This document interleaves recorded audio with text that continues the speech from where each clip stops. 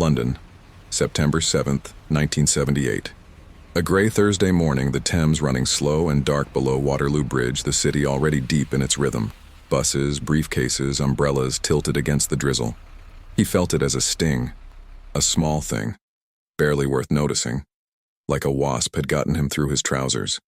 He turned around, and there was a man with an umbrella on the bridge behind him, already hailing a cab, already gone. The man had mumbled something, an apology maybe, an accent Markov couldn't quite place, and then the city swallowed him whole. Georgi Markov rubbed the back of his leg, looked at the Thames, shook his head, and kept walking. He was late for work at the BBC. He had a broadcast to prepare, things to say, people to reach. He always had people to reach. He would be dead in 4 days. And by the time forensic scientists finally understood what had been done to him, by the time they looked through electron microscopes at the tiny metal sphere removed from his thigh and traced every detail of its impossible engineering, the story that unfolded was something none of them had ever seen outside of classified documents. A state-engineered assassination carried out on a public bridge in the middle of London in broad daylight, with a weapon disguised as an everyday object, loaded with a poison so lethal there is still no antidote today. Authorized according to every serious investigation that followed, at the very top of a communist government that had made one decision with absolute clarity. This man's voice had to be stopped. What you're about to hear is a true story. Every name, every date, every detail is real. And it is one of the most chilling political murders of the entire Cold War. Not because of its scale, but because of its precision. Because of how much effort, how much engineering, how many people a government mobilized to silence one writer. One man who told the truth. Stay with me. This one earns it. To understand why Georgi Markov was killed, you have to understand the world that built him, and the world that eventually couldn't contain him. Bulgaria, 1944. The Second World War is ending. Soviet troops are moving through Eastern Europe like a flood, and every government they pass through gets replaced. Quietly, brutally, efficiently, with a communist one loyal to Moscow. Bulgaria falls the same way. The Bulgarian Communist Party seizes power with Soviet backing, and almost overnight the country transforms into something suffocating. And Bulgaria doesn't just become a communist state. It becomes perhaps the most obedient satellite in the entire Soviet orbit. While other Eastern Bloc countries occasionally pushed back, Hungary in 1956, Czechoslovakia in 1968, Bulgaria under Todor Zhivkov was a mirror of whatever Moscow wanted. Some diplomats privately called it the 16th Soviet Republic. Zhivkov is a figure worth pausing on. He ruled Bulgaria for 35 years, from 1954 to 1989, longer than any other Eastern Bloc leader. He was shrewd enough to survive every Kremlin power shift, flexible enough to navigate from Khrushchev to Brezhnev to Gorbachev without once falling out of favor. A survivor in the most dangerous environment imaginable. And his secret police, the Darzhavna Sigurnost, the DS, were among the most ruthless in the bloc. Informants in every factory, every university, every apartment building.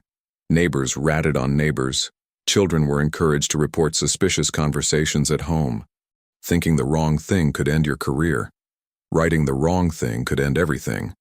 It was into this world, Sofia, Bulgaria, March 1st, 1929, that Georgi Ivanov Markov was born. He studied chemical engineering at university, a technical field less scrutinized than literature or history. He graduated. He got a research job. And then, because he could not help himself, he started writing. And God, could the man write. Through the late 1950s and 60s, Markov emerged as one of Bulgaria's most celebrated young authors. Novels, plays, short stories, published, praised, produced on major stages. Communist regimes loved promoting great national writers. It was good propaganda, proof that socialism produced art. But here is where the story turned strange. Markov wasn't just tolerated by the regime, he was, for a time, close to it. There are accounts of him attending parties with people from Zhivkov's inner circle. He moved in privileged spaces. He saw things most Bulgarians never saw.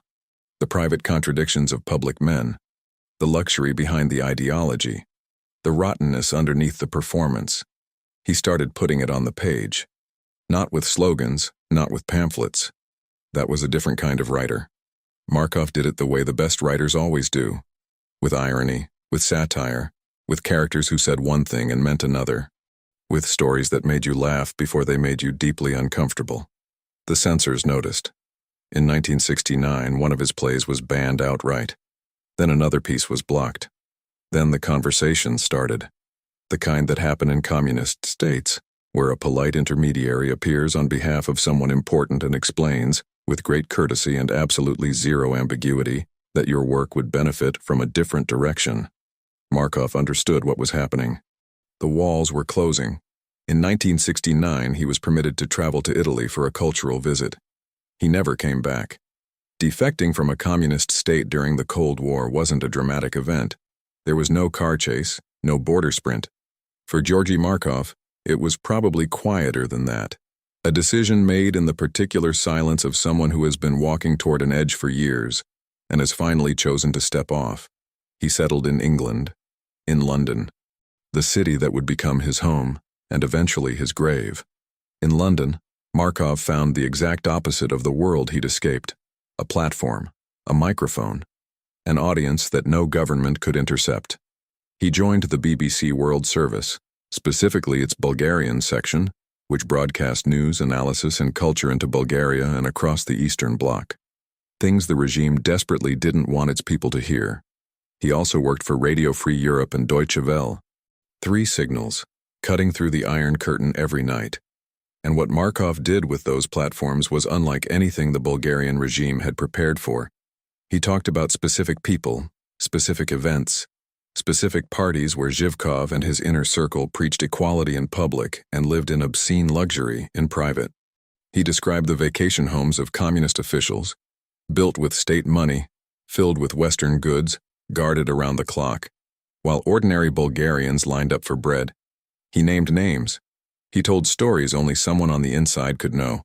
His broadcasts, later compiled as in absentia reports, became dangerous contraband. Bulgarians would gather in small, trusted groups, listen to Radio Free Europe on hidden receivers, volume low, ear pressed close to the speaker. They were hearing a man describe their lives back to them, accurately, honestly, without the official gloss. The reaction in Sofia was personal.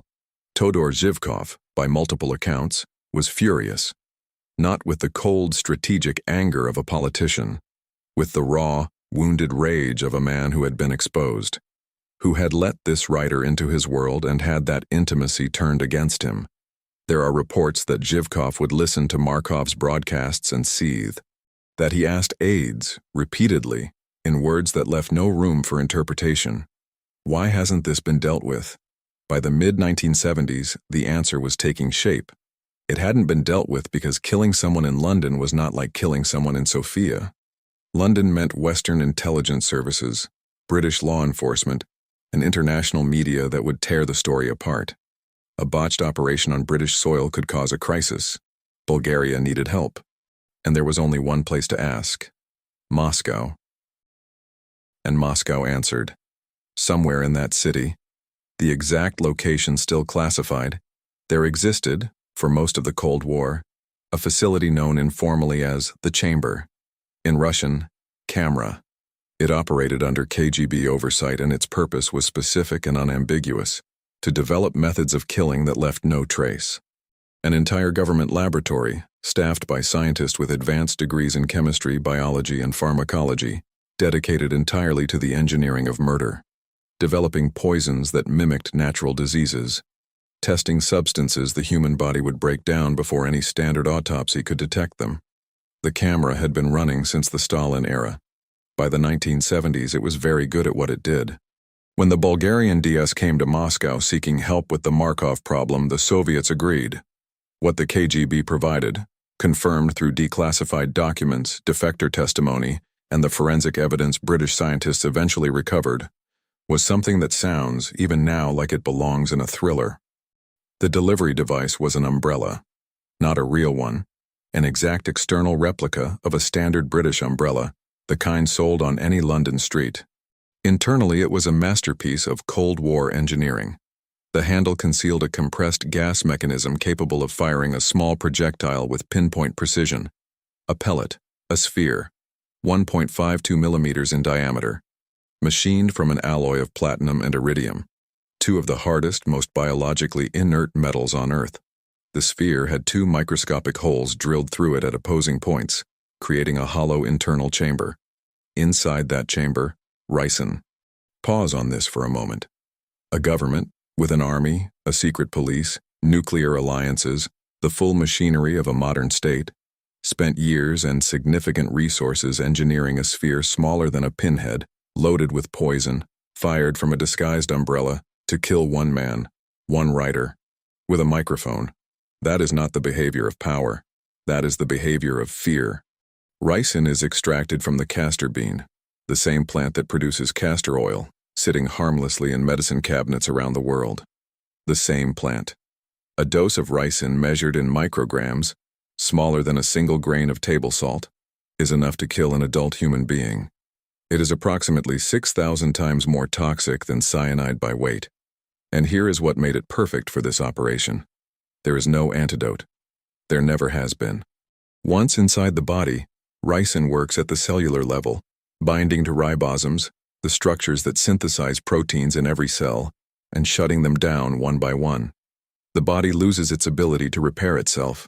Organs begin failing in sequence. The symptoms look, to any clinician who hasn't been specifically briefed, like a severe and mysterious illness. High fever, collapsing white blood cell count, multi-organ failure. In 1978, without knowing exactly what to look for, a pathologist would have found nothing. The pellet's hollow chamber was sealed with a wax coating engineered to dissolve at human body temperature. When fired into skin, the pellet would sit inert. The assassin would be long gone. And then, slowly, as the heat of a living body melted the wax from the inside, the ricin would seep into the surrounding tissue and begin. This weapon was tested before it was deployed, not on volunteers, on animals, and possibly, based on accounts from former Soviet and Bulgarian intelligence officers who spoke after the fall of communism, on human prisoners. One defector described observing a test death that took approximately 4 days, with a progression that matched what would happen to Georgi Markov with terrible precision. The weapon crossed into England sometime in the summer of 1978. British and Bulgarian investigators spent decades trying to confirm who carried it. The name that emerged most prominently in those investigations was Francesco Gulino, an Italian-Danish man who used the codename Piccadilly, a confirmed asset of the Bulgarian DS. Gulino denied everything. He was never charged. He is, as far as anyone knows, alive somewhere in Europe. The weapon was in London. It was waiting. That date, September 7th, was not random. It was Todor Zhivkov's 67th birthday. There are no coincidences in intelligence work, only decisions that are made to look like them. Georgi Markov left his home that morning like every morning. He was 49 years old, nearly a decade in England. He had built a real life here, a British wife named Annabelle, a daughter named Alexandra just over a year old, a flat, a routine, a job he believed in. He had also been warned. Not once, multiple times. Friends in the dissident community had told him to be careful, that the regime was not simply monitoring him anymore, that other dissidents in Western Europe had been targeted, hurt, killed. He knew. And he kept broadcasting. That morning, he drove to a car park near Waterloo Bridge, walked across the bridge on foot toward the BBC offices. He reached the bus stop near the south end of the bridge, joined the small queue, and stood waiting. That is where it happened. A man bumped into him. The tip of an umbrella pressed against the back of Markov's right thigh. The man said something, "Sorry," in accented English, then stepped immediately to the curb, hailed a taxi, and was gone. Markov felt a sharp sting. He rubbed his leg, looked around. Nothing. No one. The Thames below. The red buses. The indifferent noise of a city that did not know and would not care. He went to work. That afternoon he mentioned the incident to a colleague at the BBC. The umbrella, the man, the strange sting. The colleague had no particular reaction. It probably seemed minor, paranoid even. The kind of unease that builds in someone who has lived under threat long enough that they see shadows everywhere. Except the shadow, this time, was real. By evening, he had a fever. By the next morning, it had spiked hard. He was vomiting. The site on his thigh had swollen into a hard, painful lump. His wife Annabelle drove him to hospital. The doctors were baffled. The symptoms matched no clean diagnosis. His white blood cell count was collapsing, the immune system overwhelmed by something it couldn't identify. His temperature climbed. His organs were beginning to fail. He was admitted immediately and placed in intensive care. Even as his body gave out around him, Markov's mind stayed sharp. He told his doctors everything: the umbrella, the man, the sting on the bridge. He was insistent about it. He showed them his leg. They found a tiny, almost invisible entry point and extracted what appeared to be a microscopic foreign body. A speck. A pinhead. They had no idea what they were looking at. On September 11, 1978, 4 days after the man with the umbrella on Waterloo Bridge, Georgi Markov died. He was 49 years old. His daughter was 14 months old. His wife was 36. His death was immediately suspect. Not just to the family and colleagues who knew him, but to British intelligence, who had been quietly briefed on his deteriorating condition. The autopsy was conducted with exceptional scrutiny by Dr. Rufus Crompton of the Metropolitan Police Forensic Laboratory. The tiny pellet extracted from Markov's thigh was sent to Porton, the UK's Defence Science and Technology Laboratory, one of the world's most advanced facilities for chemical and biological analysis. What the scientists found under the electron microscope stopped them cold. The sphere, 1.53 millimeters in diameter, was machined from platinum iridium alloy of extraordinary purity. 2 microscopic holes, drilled at opposing points with precision that required advanced industrial equipment, formed a hollow cavity of roughly 0.35 cubic millimeters. The wax that had sealed those holes had dissolved. In the residue, and in the tissue surrounding the wound, scientists found traces of ricin. This was the first confirmed case in forensic history of ricin being used to deliberately kill a human being. The pellet was not a naturally occurring object, not an accident, not a medical anomaly. It was a manufactured weapon, and its manufacture required a laboratory with serious metallurgical, mechanical, and biochemical capability. This was state-level engineering, purpose-built for killing without being caught. Scotland Yard opened a formal murder investigation. The British government summoned the Bulgarian ambassador. Bulgaria denied all knowledge. And then the case cracked open further. 10 days before the attack on Markov, on August 25, 1978, a Bulgarian dissident named Vladimir Kostov had been attacked in Paris at the Arc de Triomphe metro station. He had felt a sting. He had become gravely ill, but he had survived. When the Markov case broke, Kostov's French doctors re-examined him and found, still lodged beneath the skin of his back, an identical pellet. Same size, same material, same construction. Investigators believe Kostov survived because his heavier coat partially absorbed the impact, leaving the wax seal slightly intact, blunting the dose just enough. 2 attacks, 2 pellets, 1 operation. Someone had been running a campaign. The investigation that followed stretched across decades, governments, and borders. It remains technically an open murder case in Britain today. No one has ever been convicted of killing Georgi Markov, but the chain of command has been reconstructed with enough clarity to understand who made it happen. On the Soviet side, KGB General Vladimir Koshetkov is believed to have overseen the technical development and delivery of the umbrella weapon to the Bulgarian DS. The Kamera laboratory's fingerprints are on every aspect of the design. On the Bulgarian side, General Stoyan Savov, deputy chief of the DS, managed the operational planning. Savov knew, Savov coordinated, and when communism collapsed in Bulgaria in 1989, and investigators finally began asking serious questions, Savov's response became one of the darkest details in the entire case. In 1992, just days before he was scheduled to be formally questioned about his role in the Markov murder, General Stoyan Savov shot himself. He left no statement, no confession, no explanation. Whether that was guilt, or a man protecting something more important than himself, no one can say with certainty. But the timing has never stopped being what it is. At the top of the chain, Todor Zhivkov. Every serious investigation, every intelligence assessment, every former DS officer who spoke after the regime fell. All of them point to Zhivkov as the man who ultimately gave the order. Markov had embarrassed him personally, had used their shared proximity, their time in the same privileged rooms as a weapon. In Zhivkov's mind, it was not politics. It was betrayal. Zhivkov was deposed in 1989 as the communist bloc dissolved. He was prosecuted, not for the Markov murder, but for embezzlement. He spent a brief time under house arrest.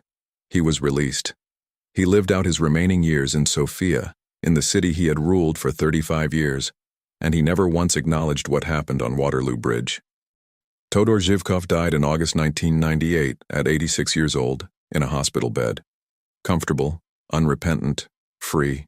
And here is the detail in this case that sits differently from all the others. Not a forensic finding. Not a name on a chain of command. A title.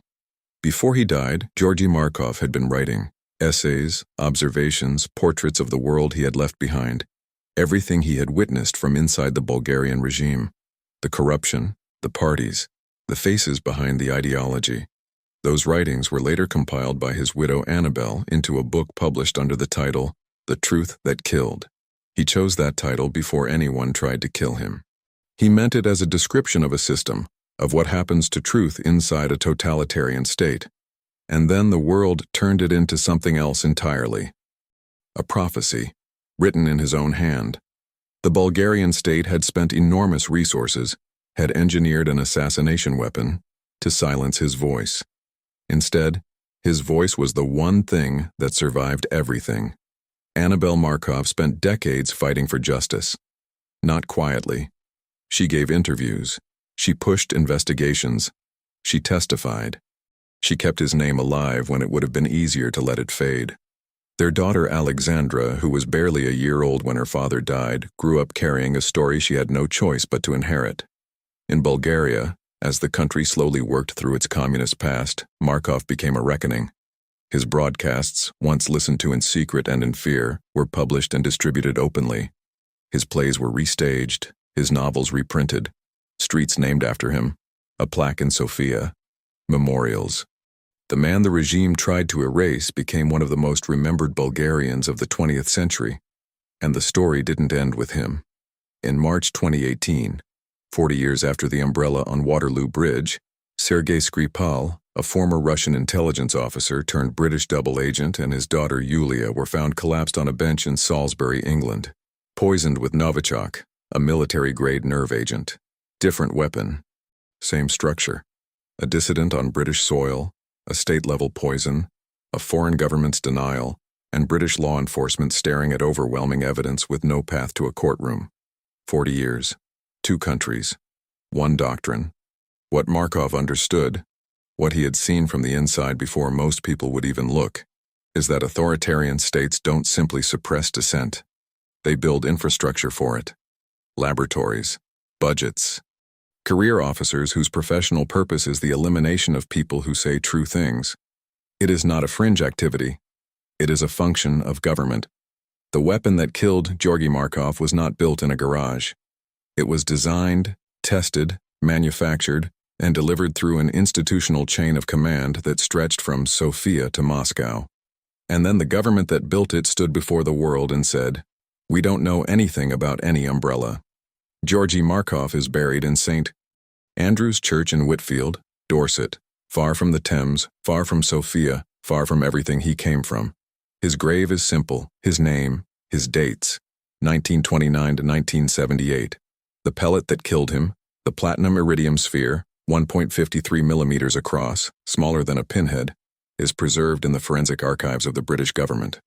If you held it between your fingers right now, you would barely feel it. You might not even see it without a magnifying glass. That is the object a government chose and paid for and engineered and smuggled across international borders to silence one man's voice. A grain of metal, to kill a writer, because they were afraid of his words. Think about the mathematics of that fear. Todor Zhivkov commanded an army, a secret police, an entire state apparatus, and he spent years plotting the death of someone whose only weapon was a microphone and a BBC broadcast frequency. The laboratories, the scientists, the generals, the logistics. What all of that effort was, at its core, is a confession that the words of one exiled Bulgarian writer, sitting in a London studio, speaking into a transmitter aimed at a country half a continent away, were powerful enough to terrify a government. They were right to be afraid. The regime collapsed 11 years after it killed him. The general who coordinated the assassination shot himself rather than answer questions.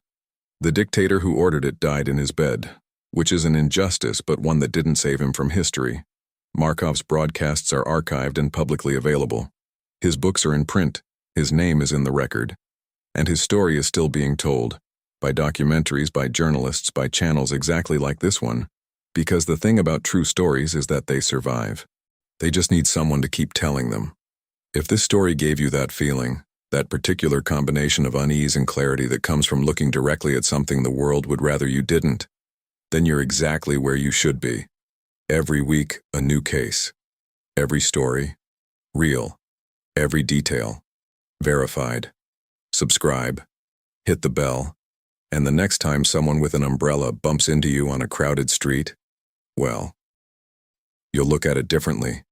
Until next time.